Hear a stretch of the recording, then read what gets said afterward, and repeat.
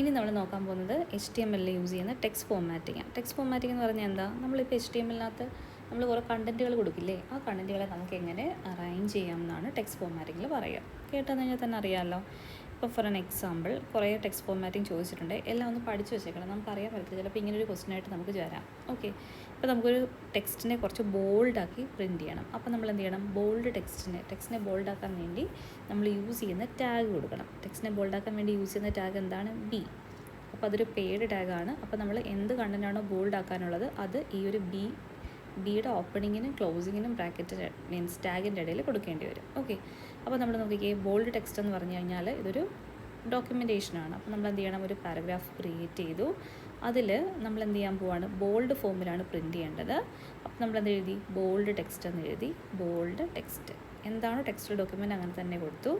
എന്നിട്ട് നമുക്കറിയാം ഇതെന്താണ്? ബോൾഡ് ടെക്സ്റ്റ് ക്ലോസ് ചെയ്തു, പാരഗ്രാഫും ക്ലോസ് ചെയ്തു. ഓക്കെ, ഇനി നമുക്ക് ഇമ്പോർട്ടൻറ്റ് ടെക്സ്റ്റ് അല്ലെങ്കിൽ ഒരു പർട്ടിക്കുലർ ടെക്സ്റ്റ് ബോൾഡായിട്ട് തന്നെയാണ് കാണുന്നത്, പക്ഷെ ഒരു മീനിങ് ഉണ്ടെങ്കിലാണ് നമ്മൾ ഇമ്പോർട്ടൻറ്റ് ടെക്സ്റ്റ് എന്ന് പറയുന്നത്.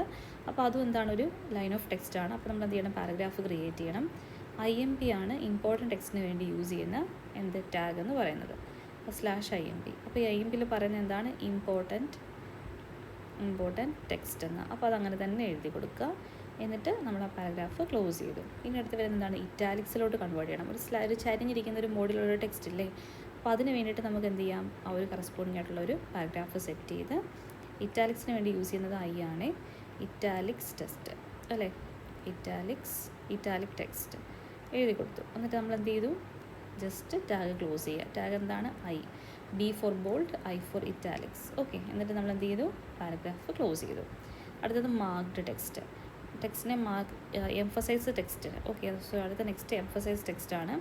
ഒരു സ്റ്റേറ്റ്മെൻറ്റാണ് പ്രിൻറ്റ് ചെയ്യേണ്ടത്. അപ്പം EMP ആണ് എംഫസൈസ് ടെക്സ്റ്റിൻ്റെ കോഡ്. എന്നിട്ട് നമുക്ക് എന്ത് എഴുതാം? എംഫസൈസ്ഡ് ടെക്സ്റ്റ് അല്ലേ. അപ്പോൾ ഇത് കാണുന്ന ഉടനെ ഈ ഒരു ടെക്സ്റ്റൽ ഡോക്യുമെൻറ്റ് മാത്രമായിരിക്കും എന്താവുന്നത്? പ്രിൻ്റ് ആവുന്നത്, ഡിസ്പ്ലേ ആവുന്നത്. ബാക്കിയെല്ലാം അതിന് സപ്പോർട്ടിംഗ് ആയിട്ടുള്ള ടാഗുകളാണ് അല്ലേ.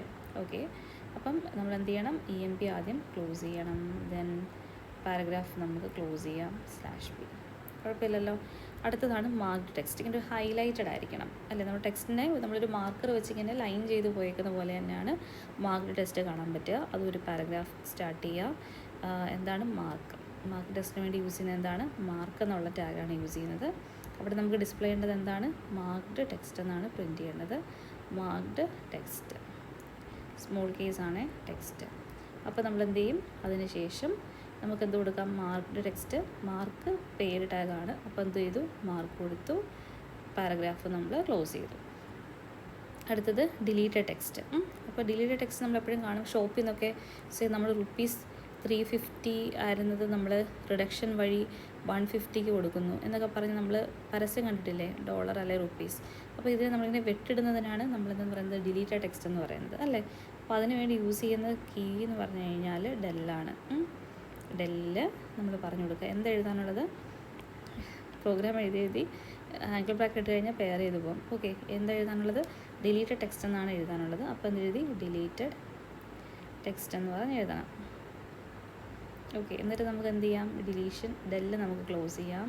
അതേപോലെ തന്നെ P നമുക്ക് ക്ലോസ് ചെയ്യാം. അടുത്തത് H2O. ഇത് ഇമ്പോർട്ടൻ്റ് ആണ്. അപ്പോൾ നോക്കിയേ, എല്ലാം പാരഗ്രാഫിലാണ് നമ്മൾ തുടങ്ങുന്നത്. അപ്പോൾ അവിടെ നമ്മൾ എന്താണ് കണ്ടിരിക്കുന്നത്? H2. ഒരു ഹെഡിങ്സോ സാധനങ്ങളോ ഒന്നും നമ്മൾ കണ്ടിട്ടില്ല, സിംപ്ലി എഴുതി വെച്ചേക്കുവാണ്. അപ്പോൾ ഞാൻ എന്ത് എഴുതി? H എഴുതി. ഇനി സബ്സ്ക്രിപ്റ്റായിട്ട് വേണം എന്ത് വരാനായിട്ട്? O വരാനായിട്ട്. അപ്പോൾ നമുക്ക് എന്ത് ചെയ്യാം? സബ്സ്ക്രിപ്റ്റിന് വേണ്ടിയിട്ടുള്ള ടാഗ് എടുക്കാം, SUB. അതിനുള്ളിൽ നമുക്ക് വേണ്ട എന്താണ്? 2 ആണ് സബ്സ്ക്രിപ്റ്റായിട്ട് കാണാനുള്ളത്. അപ്പോൾ നമുക്കത് എഴുതാം. നമ്മുടെ സബ് ക്ലോസ് ചെയ്യാം. ഓക്കെ, അപ്പോൾ 2 സബിനകത്ത് കൊടുത്തു കഴിഞ്ഞാൽ Hന് ശേഷം വരുന്ന 2 എന്തായിരിക്കും? സബ്സ്ക്രിപ്റ്റ് ആയിട്ടായിരിക്കും വരിക. എന്നിട്ട് നമുക്കിനി എന്താ വേണ്ടത്? H2 കഴിഞ്ഞാൽ O വേണം അല്ലേ. അതിനുശേഷം പിന്നെ എന്ത് വേണം? ഒരു ബ്രാക്കറ്റിനകത്ത് സബ്സ്ക്രിപ്റ്റ് ടെക്സ്റ്റ് എക്സാമ്പിൾ ഇത് വേണം അല്ലേ. എന്നിട്ട് ഓക്കെ, അത് ബ്രാക്കറ്റിനകത്ത് ഈ ഒരു ബ്രാക്കറ്റ് അങ്ങനെ തന്നെ കൊടുത്തേക്കുവാണ്. എന്താണോ ഓയ്ക്ക് ശേഷമുള്ളത് അത് അങ്ങനെ തന്നെ വരച്ച് വെച്ചിട്ടുണ്ട് എന്ന് വിചാരിക്കുക. ഇന്ന് നമുക്കിത് ചെയ്യാനുള്ളത് എന്താണ്? സബ് അവർക്ക് ഇഷ്ടമുള്ള പോലെ ചെയ്യാം. ദെൻ H നമ്മൾ ഇത് കൊടുത്തതാണ്. ഓക്കെ, സോ നമുക്ക് എന്ത് ചെയ്യാം? P എന്നുള്ള നമ്മളുടെ ഇത് ക്ലോസ് ചെയ്യാം. ഏതാ? നമ്മുടെ പാരഗ്രാഫ് നമുക്ക് ക്ലോസ് ചെയ്യാം. ഓക്കെ, ഇനി അതേപോലെ തന്നെ നമ്മൾ സൂപ്പർ സ്ക്രിപ്റ്റിന് വേണ്ടി യൂസ് ചെയ്യുന്ന ടാഗാണ് SUP. സോ നമുക്ക് 10² എന്ന് പറയുമ്പോഴേക്കും 110 കഴിഞ്ഞു. സൂപ്പർ സ്ക്രിപ്റ്റിനകത്ത് യൂസ് ചെയ്യുന്ന ടാഗ് SUP ആണെന്നുണ്ടെങ്കിൽ SUPക്കകത്ത് വേണം നമ്മൾ 2 കൊടുക്കാൻ അല്ലേ. നമുക്ക് ചെയ്ത് നോക്കാം. നമ്മൾ പാരഗ്രാഫ് ആണെന്ന് പറഞ്ഞു. അവിടെ നമ്മൾ ചെയ്യുന്ന എന്താണ് 1 0 നമുക്ക് എന്ത് ചെയ്യണം, സൂപ്പർ സ്ക്രിപ്റ്റാണ് 2 എന്ന് പറയുന്നത്. സോ സൂപ്പർ സ്ക്രിപ്റ്റിന് അനുസരിച്ചുള്ള ടാഗ് കൊടുക്കുക. എന്താണ് 2 ആണ്. ഇത് തന്നെ ഫോളോ ചെയ്തുകൊണ്ടൊരു മെസ്സേജും കൂടെ കൊടുക്കുന്നുണ്ട്. അപ്പോൾ എന്ത് ചെയ്തു, 2ന് ശേഷം സൂപ്പർ സ്ക്രിപ്റ്റ് ടെക്സ്റ്റ് എക്സാമ്പിൾ എഴുതി കൊടുത്തു. എന്നിട്ട് നമുക്ക് എന്ത് ചെയ്യണം, ആ ഒരു പരാന്തസിസ് ഇതിനകത്ത് തന്നിരിക്കുന്നതുകൊണ്ട് ഞാൻ ക്ലോസ് ചെയ്തു. പിന്നെ നമ്മൾ ചെയ്യേണ്ടത് എന്താണ്, സബ്. ഓക്കെ, സോ നമ്മളുടെ ഈ ഒരു സബ് അല്ലല്ലോ, സൂപ്പർ സ്ക്രിപ്റ്റ് അല്ലേ SUP അല്ല SUP. നമുക്കതാണ് സൂപ്പർ സ്ക്രിപ്റ്റ് ചെയ്ത്. അപ്പോൾ നമുക്കത് വേണം ഈ സൂപ്പർ സ്ക്രിപ്റ്റ് നമുക്ക് ക്ലോസ് ചെയ്യണം. അപ്പോൾ അതുകൊണ്ട് യൂസ് ചെയ്യുന്നത് എന്താണ്, SUP കൊടുക്കും. എന്നിട്ട് നമ്മൾ എന്ത് ചെയ്യും, കൊടുത്ത് നമ്മൾ ക്ലോസ് ചെയ്യും.